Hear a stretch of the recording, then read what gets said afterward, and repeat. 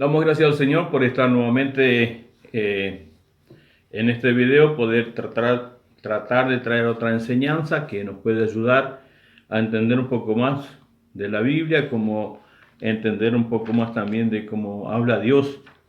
Así que vamos a continuar con los símbolos, pero antes quisiera traer un poquito más explicar un poquito más lo que es la palabra rema, o cómo funciona, o cómo practicar o vivir en ella.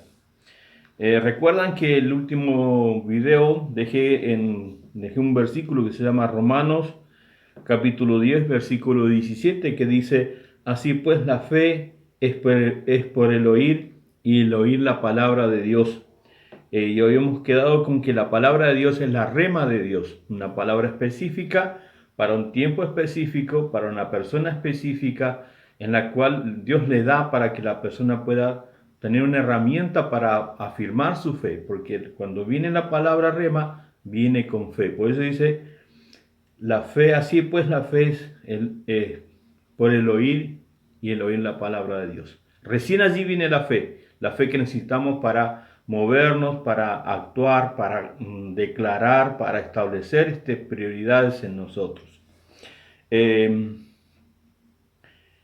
Cuando Dios nos da una palabra, esta trae fe, y la fe es la que necesitamos para creer y para movernos. En Efesios 6, capítulo 6, versículo 10 al 20, habla de la armadura que debemos colocarnos para cuando llegue el día malo podamos resistir hasta el fin con firmeza. Y dentro de esta armadura está la espada del Espíritu, que es la palabra de Dios. Y nuevamente aquí dice la palabra de Dios, aquí dice la rema de Dios. Quiere decir entonces que nosotros, aparte de toda la armadura para batallar y mantenernos firmes en el día malo, tenemos la palabra de Dios, o la espada del Espíritu, que es la palabra de Dios, que es la rema de Dios, una palabra específica para una situación específica, ¿sí? Esta palabra nos permite permanecer firmes, confiados. Esta palabra trae paz, seguridad, esperanza. Nos permite batallar contra el miedo, la angustia y el temor. Entonces Dios nos da la rema y nosotros debemos creerle. Quiero traer dos ejemplos para que podamos entender un poquito más cómo funciona esta palabra. Quisiera leer en Romanos 4, versículo 17 al 21, habla de Abraham. En la Biblia hay mucha información de Abraham, por eso quiero tomar esta parte, nomás este pedacito donde Pablo explica un poquito sobre lo que le sucedió a Abraham. Dice: te he confirmado como padre de muchas naciones. Así que Abraham creyó en el Dios que da la vida a los muertos y que llama las cosas que no son como si existieran. Contra toda esperanza Abraham creyó y esperó. De este modo llegó a ser padre de muchas naciones, tal como se lo había dicho. Así de numerosa será tu descendencia. Su fe no flaqueó, aunque reconocía que su cuerpo estaba como muerto, pues ya tenía unos 100 años, y que también estaba muerta la matriz de Sara. Ante la promesa de Dios no vaciló como un incrédulo, sino que se reafirmó en su fe y dio gloria a Dios, plenamente convencido de que Dios tenía poder para cumplir lo que había prometido. ¿Se dan cuenta entonces? Dios le habló, le dio una palabra específica, una palabra rema a Abraham, y él la tomó, la aceptó y creyó en ella, creyó a la palabra. Y dice que creyó contra toda esperanza. ¿Y saben cuántos años esperó para que la palabra se cumpliese? 25 años. Y ahí dice, en este pasaje, dice que él veía su situación. Él miraba que su cuerpo se estaba envejeciendo y no estaba capacitado para tener hijos. Aparte, Sara era una mujer que era estéril. Entonces, Él vio cómo se envejecía y a medida que se iba envejeciendo iba muriendo. Entonces llegó a los 100 años y Sara también llegó a los 90 años y recién a esa edad Dios les dio el niño que le había prometido para que pudiera cumplirse la palabra que Dios le había dado. Dice, el versículo 19 dice, su fe no flaqueó, aunque reconocía que su cuerpo estaba como muerto y que también estaba muerta la matriz de Sara. Pero también en el versículo 17 dice, Dios llama las cosas que no son como si fueran o como si existieran. Entonces Abraham, para mantener la fe firme, empezó a proclamar, a decir con sus palabras, gracias Señor por la promesa que me diste, gracias por la palabra que recibí, yo sé que vos vas a cumplirla, yo creo en ti más allá de las circunstancias que estoy teniendo a mi alrededor. Qué difícil habrá sido, no fue un año ni dos, fueron 25 años que le esperó. Y fíjense ustedes también de que vio su necesidad y su limitación, pero él creyó contra toda esperanza. Entonces Dios le dio la palabra rema para que permaneciera firme contra el miedo, la ansiedad, el temor, la angustia, contra las circunstancias que son contrarias a lo que Dios le había dado. Para pelear con el negativismo, el desaliento y hasta la misma muerte. Entonces Abraham creyó a Dios y empezó a ejercer su fe, creyendo, gracias, te doy gracia. Yo creo que la palabra más fuerte cuando uno empieza a batallar y mantener su fe firme es darle gracias al Señor. No entiendo por qué me pasa esto, pero gracias Señor porque tú tienes el control. No sé por qué estoy viviendo esta situación, que no le encuentro respuesta o solución, pero gracias Señor porque tú estás tomando el control y dirigiendo todo esto. Otro ejemplo que les voy a traer es Pedro. ¿Se acuerdan que lo pusimos en el video anterior donde lo puse como un ejemplo de la palabra rema? En Mateo capítulo 14, versículo 22 al 33. Dice que Pedro, cuando vio a Jesús caminar sobre el agua, le dijo, si eres el Hijo de Dios, manda que yo camine. Y entonces Jesús le dice, ven, la palabra rema, la palabra específica, en un tiempo y una situación específica. Y dice que Pedro se bajó de la barca y empezó a caminar. Mientras sus ojos estaban puestos en Jesús, que él venía caminando sobre el agua, también Pedro hacía lo mismo. La Biblia no muestra cuánto caminó, pero caminó. ¿Ven? Y entonces dice que cuando empezaba a caminar y sus ojos puestos en el Señor, bajó la mirada, empezó a mirar sus pies que se estaban mojando, empezó a ver el viento que había, las olas que se movían y empezó a entrarle a su corazón, a su mente un temor, un miedo y empezó a hundirse. La fe que tenía en ese momento puesta en Jesús la cambió por miedo y por temor y empezó a hundirse. Y dice la Biblia que él grita a Jesús y dice, Señor, ayúdame. Y entonces viene el Señor, lo toma de la mano y lo levanta nuevamente a la altura donde estaba el Señor y le dice, hombre de poca fe, ¿por qué dudaste? ¿Sí? Saben que yo me he encontrado muchas veces en esa situación, muchas veces. Y muchas veces como Pedro le he tenido que gritar, Jesús, ayúdame. Mira, esta situación me está agobiando. Mira, esta situación me está quitando la paz. Estos recuerdos del pasado me están ahogando. Me están quitando el gozo y la alegría. Mira, Señor, la necesidad que estoy teniendo me está llevando a tener angustia y dolor. Esta situación que estoy viviendo no me permite verte. Y entonces muchas veces le he dicho, Señor, ayúdame. Me estoy ahogando. Estas circunstancias me están ahogando y me están quitando la paz. Así que yo les aconsejo, haga la oración de Pedro. Cuando usted esté con el agua en el cuello, que ya no dé más, que la paz, el gozo que Dios provee a su corazón se le ha ido, vaya y dígale, Señor, mira, esta situación específica me está quitando el gozo y la paz. Y así como Pedro, el mismo Señor extenderá su mano y lo levantará nuevamente y le volverá a dar lo que en ese momento tenía, que era paz, tranquilidad y gozo.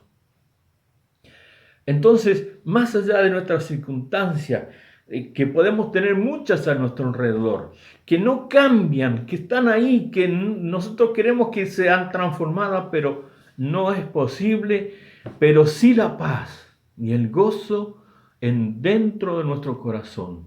Entonces tengamos cuidado de que no tengamos eso. Si nos falta esa parte, hablemos con el Señor y digámosle, Señor, ayúdame, ayúdame, porque esto está llenando mi corazón y ahoga mi relación contigo, y en vez de ver todo con tus ojos, lo estoy viendo con los ojos del dolor, de la angustia, de las circunstancias negativas.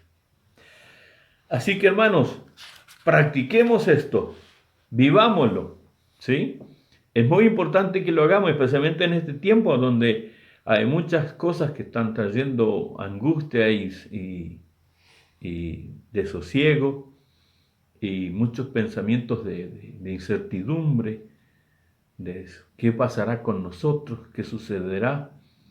Así que, hermanos, especialmente vos que sos hijo de Dios, que no te falte la paz, ¿sí? Cuida eso, cuídalo, cuídalo, aunque las circunstancias sean muy adversas, negativas, pero cuida esa parte.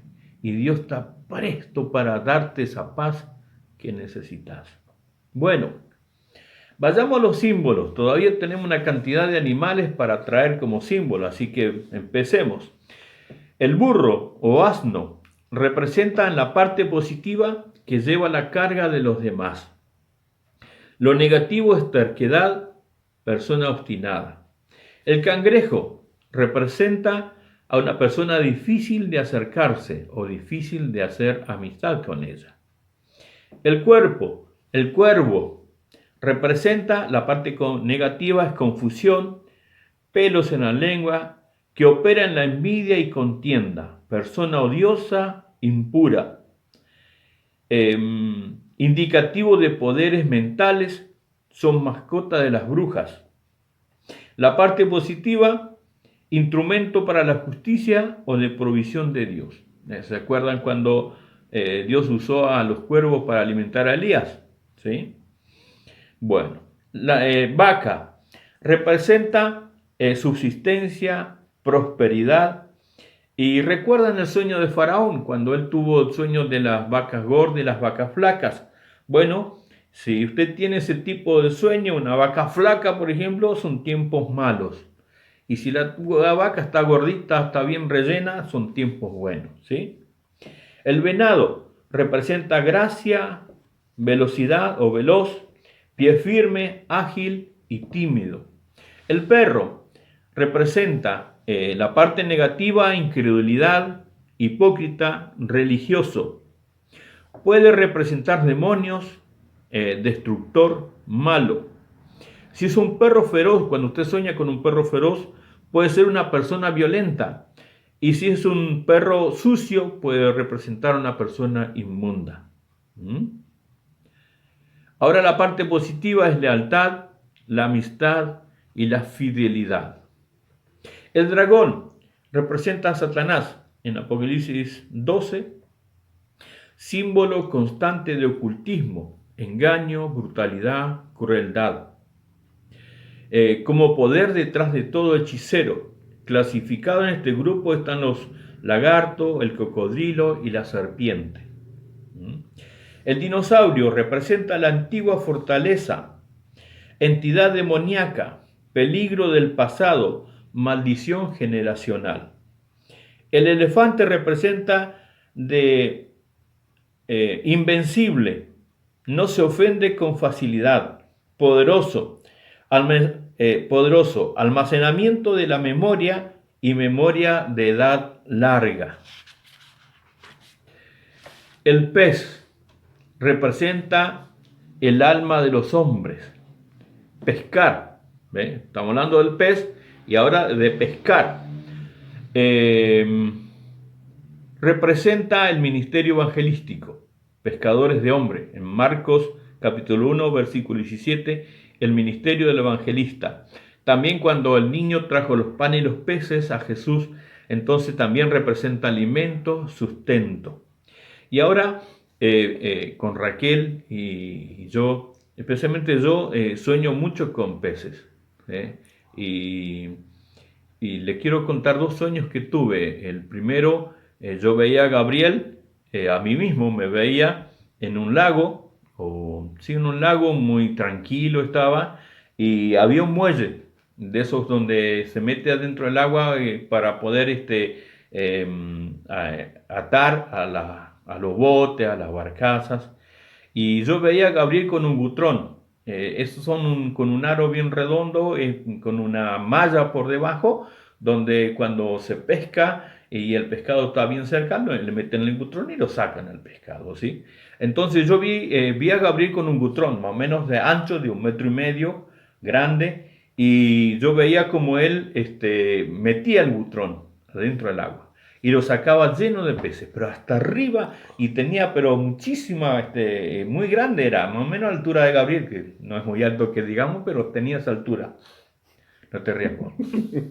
Y entonces, veía muchos peces, así de grandecitos, todos iguales, todos. Y lo que hacía él lo ponía dentro de una carretilla y nuevamente metía el butrón y sacaba nuevamente esa cantidad de peces. 3 veces lo hizo. Y recuerdo que el sustento nuestro vino de esa manera, con cosas pequeñas, vendíamos cositas pequeñas, una que otra, y continuamente había un flujo de entrada de dinero en la casa, pero no fue digamos, un sueldo, una cantidad, no, dinero en poquito, en cosas pequeñas, pero entró y se mantuvo, y de esa vez, de esa manera podíamos tener el sustento que necesitábamos para nuestra familia. También recuerdo otro sueño que tuve, una tipo visión, ya no fue un sueño, sino una visión. Y yo veía un vidrio que era como una pecera, pero era en el mar.